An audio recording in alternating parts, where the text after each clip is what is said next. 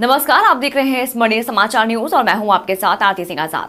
डालते हैं नजर आज की खास खबरों की ओर। यूनियन ने कार्यवाहक मेहर अली और अध्यक्ष प्रशांत पाठक ने बताया, मध्य प्रदेश सरकार द्वारा पिछले 9 वर्षों से वेतन पुनरीक्षण नहीं हुआ, जबकि महंगाई चरम सीमा पर है। हमारी मांग है कि सरकार जल्द पुनरीक्षण कर 26,000 रुपए वेतन निर्धारित करे। BHEL की तरह कोल इंडिया भी केंद्र सरकार का उपक्रम है, लेकिन इसके बावजूद ही वहाँ वेतन प्रतिनिधि 1,000 से ऊपर है, जबकि भेल में श्रमिकों को इसका आधा भी नहीं दिया जाता। हम अपनी मांगों को लेकर लगातार मुख्यमंत्री को भी पत्र लिख रहे हैं। अगर हमारी समस्या पर समाधान नहीं हुआ तो भेल के समस्त श्रमिकों को भेल से पैदल मुख्यमंत्री जी को पत्र देने उनके हाउस जाना पड़ेगा। प्रदेश सरकार होश में हो और केंद्र सरकार होश में हो, प्रदेश सरकार होश में हो और केंद्र सरकार होश में हो। इनकलाब जिंदाबाद, इनकलाब जिंदाबाद, इनकलाब जिंदाबाद,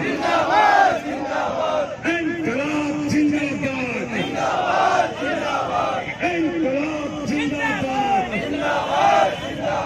मध्य का जिंदाबाद,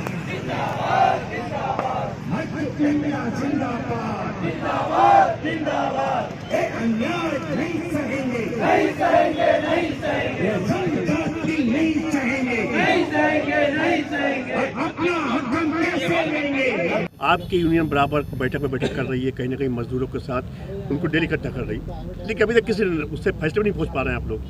नहीं, ये तो हमारी 3 साल से वैसे ही चल रही थी और अभी लगातार पिछले कई टाइम से पूरा मध्य प्रदेश आंदोलन कर रहा है, पूरे मजदूर एक हैं। अब मामा अगर कंटिन्यू इतने आक्रमण होने के बाद मामा जी ने कुछ लोगों की, पटवारियों की भी अभी कल रैली हुई, आंदोलन सब कर रहे हैं, CM हाउस घेराव कर रहे हैं मामा ने, लेकिन सभी लोगों का अभी तक नहीं सोचा है।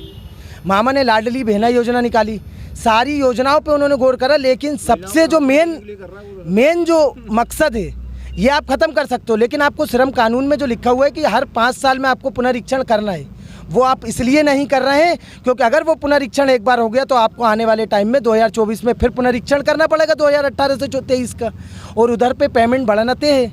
यहाँ की आपकी जो लाडली बहनाओं वाली योजनाएं निकाल रहे हो आप, जो दूसरी योजनाएं निकाल रहे हो, ये तो कोई भी कभी भी बंद कर सकता है क्योंकि ये लिखित में नहीं है, लेकिन जब आप पुनरीक्षण कर देंगे तो आपको ये कानून के तहत देना ही पड़ेगा। तो वो पुनरीक्षण नहीं कर रहे हैं, तो मामा को पहले ये तय करना पड़ेगा कि जो आपका 2014 से आपने जो पुनरीक्षण नहीं करा है उसको पुनरीक्षण करना पड़ेगा। आप ये योजनाएं बहुत सारी निकाल रहे हैं, क्या 12 लाख मजदूर नहीं है मध्य प्रदेश में? आप उनका भी तो सोचिए। आपने ये स्कीम निकाल दी, आप 2 साल चलाएंगे, 2 साल बाद बंद कर देंगे, लेकिन आने वाले 5 साल और आने वाले टाइम के लिए अगर आप ये श्रम विभाग में पुनरीक्षण कर देंगे तो मजदूरों का हक मिलेगा। तो आपको मामा को ये सोचना चाहिए कि पुनरीक्षण होना चाहिए।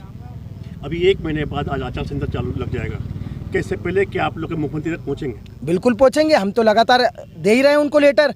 अगर नहीं सुनेंगे और हमारी आवाज़ नहीं पहुँचती है तो लगातार जा रहे हैं, और यहाँ से इस बार हमने ठान के रखा है कि आने वाले टाइम में यहाँ से पैदल पूरे 4,500 वर्कर एक साथ CM हाउस के लिए कूच करेंगे और मुख्यमंत्री जी को पत्र देकर आएंगे कि अगर हमारी मांग पूरी नहीं होती है तो जो 24 का चुनाव है उसमें हम बता देंगे कि मजदूर क्या क्या कर सकते हैं। नहीं, हम पहली चीज़ तो हम किसी को बताने लायक मजदूर है नहीं है।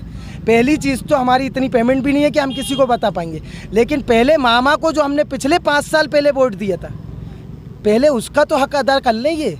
अभी चुनाव आ गया, उसमें किसको कौन वोट देगा वो तो जनता जानेगी, लेकिन जो हमने आपके जो आक्रोश है मजदूरों की आवाज़ जो है, ये क्या उस जब वोटिंग डालेंगे उसमें वोटिंग में दिखेगा? बिल्कुल दिखेगी। मजदूरों को अगर वेतन नहीं मिलेगा तो 12 लाख जो श्रमिक हैं पूरे मध्य प्रदेश के, सब लोग इसका बहिष्कार करेंगे। और मध्य प्रदेश में BHEL भी एक हमारा महारत्न कंपनी है, यहाँ से हम वोटिंग का बहिष्कार करेंगे। ये जो 12 लाख मजदूर हैं ये कहीं ना कहीं बहुत दम रखते हैं सरकार बनाने में और गिराने में, तो क्या ये 12 लाख मजदूर जिस बार फैसला सुना देंगे? बिल्कुल सुनाएंगे, क्योंकि दोनों सरकारों का, हम तो एक सरकार का नहीं कह रहे, हम कांग्रेस सरकार का भी कह रहे हैं। अगर कमलनाथ जी थे तो कमलनाथ जी को अपने पत्र में लिखकर ये देना था, इतने आपने लिखकर घोषणाएं करी हैं कि हम ये मांगेंगे। लेकिन आपने अपने घोषणा पत्र में भी अभी तक ये नहीं लिखा है कि हमें ना इनकी पेमेंट बढ़ा देंगे या इनका जो 2014 से इनका पुनर्विवेचन नहीं हुआ है वो हम कर देंगे। इन्होंने भी बोला हमसे कि हम आपके लिए आगे महंगाई के हिसाब से वेतन देंगे, लेकिन अभी तक घोषणा नहीं करी। आप घोषणा पत्र में लिख कर दे तो तब जनता मानेगी ना। आप फिर से कमलनाथ से मुलाकात करेंगे? कमलनाथ से बिल्कुल, हम पहले मुख्यमंत्री जी हैं भैया, अभी तो मुख्यमंत्री जी हैं, मामा जी बैठे हुए, पहले हम मामा जी के पास जाएंगे। सबसे पहले तो हमने 2018 में उनको वोट दिया, पहले हम उनसे मांगेंगे ना कि हमने आपको वोट दिया था, उसका हक तो आप हमें दीजिए।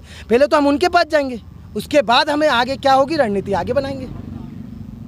आज आपने जो आपका आंदोलन चल रहा है उसमें दूसरे दिन आपने एक मसाला आंदोलन जगाया है, इसका क्या उद्देश्य था आपका? ये हमारी सरकार जो सो रही है, 9 साल हो गई ये सो रही है सरकार हमारी, 2014 से लेकर 2023 हो रहा है, उसमें अभी तक पेरिजन हम लोग का नहीं हुआ है।